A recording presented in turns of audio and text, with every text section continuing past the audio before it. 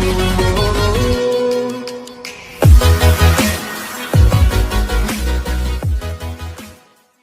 Friends, welcome to S academy. Friends, जब आप NEET का प्रिपरेशन कर रहे हो या फिर जेई का प्रिपरेशन कर रहे हो तो आपके पास क्या होता है कि जब आप प्रिपेयर करते रहते हो तो आपके पास कुछ बैकलॉग जमा हो जाता है। यानी कि जब आप पढ़ रहे होते हो तो आपका कुछ पीछे का चीज़ छूट जाता है और उसके बाद आपको वो पढ़ने का मौका नहीं मिलता है। तो आज की इस वीडियो में इसी चीज़ पे बात करने वाला हूँ कि आप इन बैकलॉग को कैसे क्लियर कर सकते हो और आप इन बैकलॉग को कैसे मैनेज कर सकते हो। तो आप इस वीडियो को पूरा देखिएगा और अगर ये वीडियो आपको अच्छा लगेगा तो इस वीडियो को लाइक कर दीजिएगा। तो चलिए ज़्यादा टाइम वेस्ट नहीं करते हैं और इस वीडियो को शुरू करते हैं। तो देखिए, सबसे पहले तो हमें पता होना चाहिए कि हमारा बैकलॉग जमा क्यों हो रहा है, यानी कि हमें बैकलॉग क्यों हो रहा है। तो देखिए, सबसे पहली बात, बैकलॉग जनरली क्यों होता है कि क्या होता है कि बच्चे जो होते हैं वो क्लासरूम में, अगर मान लो आपकी कोई कोचिंग में हो और कोचिंग में कोई टॉपिक चल रहा है और आप पढ़ रहे हो, ठीक है, ये हो गया। जब आप पढ़ रहे हो तो आपको जो क्लास में पढ़ाया गया, ठीक है, तो आप जब आप घर पे रिवाइज नहीं करते हो तो मान लीजिए आज आपने रिवाइज नहीं किया तो वो एक तरह से बैकलॉग हो जाता है। तो आप क्या करने का कोशिश करते हैं कि जो कल पढ़ाया गया वो तो आप छोड़ देते हो और जो आज पढ़ाएगा उसको आप जिस दिन छोड़ा उसके अगले दिन आप उसको क्लियर करने लगते हो। तो आपका क्या होता है कि जो आप वो भी क्लियर नहीं कर पाते हो और आपका आज वाला भी क्लियर नहीं कर पाते हो, तो आपके पास बैकलॉग जमा हो जाता है। जनरली यही कंडीशन होता है सारे लोगों के साथ, ठीक है। तो देखिए, जब बैकलॉग जमा होता है तो आपको यहाँ पे आप समझ गए कि मेरा बैकलॉग क्यों जमा हो रहा है, तो इन चीज़ से आप समझ के अपना बैकलॉग क्लियर कर सकते हो। तो देखो, मैं आपको एक चीज़ सजेशन दूंगा कि अगर आपके पास बैकलॉग जमा हो रहा है तो आप ये अपना रीज़न को सबसे पहले तो आप फाइंड करो कि आपके पास बैकलॉग जमा क्यों हो रहा है, ठीक है। और जो मैंने आपको बोला, जनरली इसी रीज़न से होता है कि क्या होता है, बच्चे जो क्लास में चल रहा होता है उसको छोड़ के आप वो अपना बैकलॉग कंप्लीट करने लगते हैं तो वो उनका और भी बैकलॉग हो जाता है। तो देखिए, सबसे पहले आपको क्या करना है कि अगर आप किसी कोचिंग में पढ़ रहे हो या फिर अगर आप सेल्फ स्टडी कर रहे हो, तो आपने अगर सेल्फ स्टडी करते टाइम कुछ गोल सेट किया होगा कि हाँ, इतने दिन में मुझे ये चैप्टर कंप्लीट करने हैं, इतने दिन में ये सिलेबस कंप्लीट करना है। तो आप क्या करते हो कि अगर मान लीजिए आप आज ये पढ़ रहे हो, मतलब आपको कुछ टॉपिक है जो आज आपको पढ़ना है, इतने से इतने बजे ये पढ़ना है, तो आप क्या करते हो कि मान लीजिए किसी कारण से आज का टॉपिक आप नहीं पढ़ पाए, तो आप क्या करते हो कि कल जो अगर पढ़ाई स्टार्ट करते हो तो आज वाले टॉपिक से आप कल भी स्टार्ट करते हो। तो ये सबसे बड़ी गलती हो जाती है आपकी कि आपने कल वाला आज पढ़ना स्टार्ट कर दिया। वैसे आपको एकदम नहीं करना है। वैसे ही क्लास में क्या होता है कि आप क्लास करके आए और आज का ही चीज़ आप आज ने रिवाइज नहीं किया और वो आपका रह गया, तो आप क्या करते हो कि कल का चीज़ जो होता है वो छोड़ के आप आज का चीज़ रिवाइज करने लगते हो कल होके, ठीक है। ये आपका रीज़न कॉज करता है बैकलॉग क्रिएट करने का। तो सबसे पहले आपको क्या करना है, मान लीजिए अगर आप आज क्लास गए, ठीक है, और आज का चीज़ आपने आज रिवाइज नहीं कर पाया तो आपको उसको छोड़ देना है फिलहाल के लिए। आपको क्या करना है, मान लीजिए आप कल क्लास गए तो आपका कल का चीज़ जो पढ़ाया जाएगा आपको उस दिन वही चीज़ पढ़ना है। ऐसा नहीं कि उसको छोड़ के आप पिछले दिन वाला पढ़ रहे हैं, नहीं, ये आपको एकदम नहीं करना है। अगर आप ऐसा करते हो तो ना तो आपका पिछले दिन वाला कंप्लीट होगा, नहीं आज का आपका कंप्लीट होगा, यानी कि 2 दिन का आपका बैकलॉग हो जाएगा। तो यही मेरा सजेशन रहेगा कि सबसे पहले तो आप क्या करोगे कि आप जो प्रेजेंट में आपका जो क्लास चल रहा है आपको क्लास का फॉलो करना है, यानी कि जो आपका क्लास में चल रहा है उसको सबसे पहले तो आपको कंप्लीट करके रखना है, तभी आपके बैकलॉग कम होंगे, ठीक है। जब आप बैकलॉग ये हो जाता है कि आप क्लास के साथ चल रहे हो तो आपका जो पीछे का बैकलॉग छूटा हुआ है उसको आप आराम से कंप्लीट कर सकते हो। आपको बैकलॉग कंप्लीट कैसे करना है उसका भी एक आपके पास स्ट्रैटेजी होना चाहिए अच्छा सा, ठीक है। देखिए, जब आप पढ़ाई कर रहे हो, जब आप जिस दिन आपको क्लास में पढ़ाया गया अगर वही चीज़ आप आज आके रिवाइज करते हो तो आपको ज़्यादा टाइम नहीं लगेगा, क्योंकि आप जानते हो कि तुरंत पढ़ाया गया हुआ चीज़ आपके दिमाग में फिट होता है और उसको आप तुरंत देख लिए तो आपको उतना टाइम नहीं लगेगा उस चीज़ को रिवाइज करने के लिए और आपके पास टाइम बच जाएगा। अगर वही चीज़ क्या करते हो कि आप पुराना दिन वाला आप आज रिवाइज करने बैठते हो तो आपके दिमाग से बहुत सारी चीज़ें निकल जाती हैं जो कि आप कोशिश करते हो कि उसको रिवाइज करने का, लेकिन उसमें आपका टाइम ज़्यादा जाता है। तो आपको इसीलिए मैं कह रहा हूं कि सबसे पहले तो आपको आज का चीज़ कंप्लीट करना है। अगर आपको आज का चीज़ कंप्लीट कर लेते हो तो आप वो चीज़ बहुत जल्दी कंप्लीट कर पाओगे और आपके पास टाइम बचेगा, डेफिनेटली बचेगा।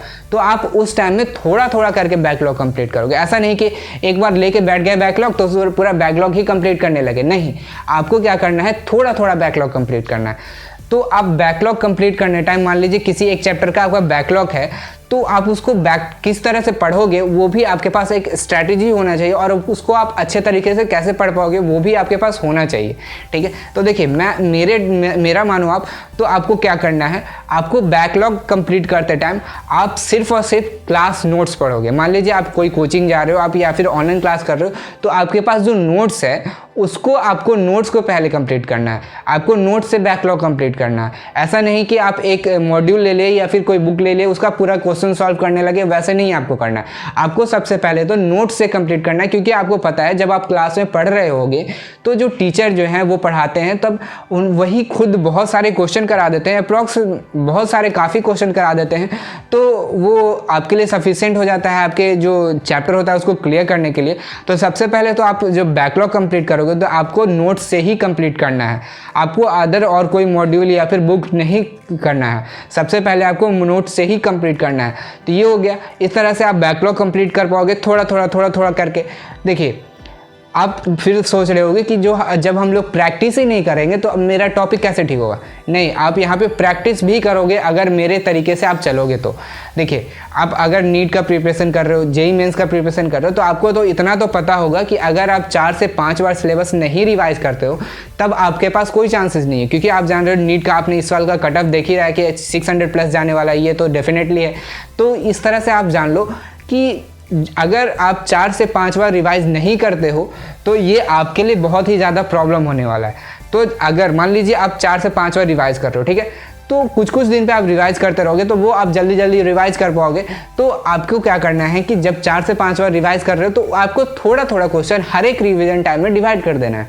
हर एक रिवीजन टाइम में आपको थोड़ा सा क्वेश्चन, फिर अगले रिवीजन टाइम में थोड़ा सा क्वेश्चन, फिर अगले रिवीजन टाइम में थोड़ा सा क्वेश्चन, ऐसे करके पूरा मॉड्यूल भी कंप्लीट करना है। ऐसा नहीं कि आप पूरा मॉड्यूल या फिर बुक छोड़ दो, ऐसा नहीं है, आप उसको भी कंप्लीट करोगे लेकिन एक सही तरीके से, ताकि आपका जो अभी क्लास में चल रहा है वो भी कंप्लीट हो, आपका बैकलॉग भी क्लियर हो। क्योंकि ज़्यादातर बच्चों का यही प्रॉब्लम होता है कि वो बैकलॉग कंप्लीट करने में रह जाते हैं और उनका क्लास वाला छूट जाता है और वो भी बैकलॉग एक बन जाता है, तो वो भी आपका सबसे बड़ा प्रॉब्लम होता है।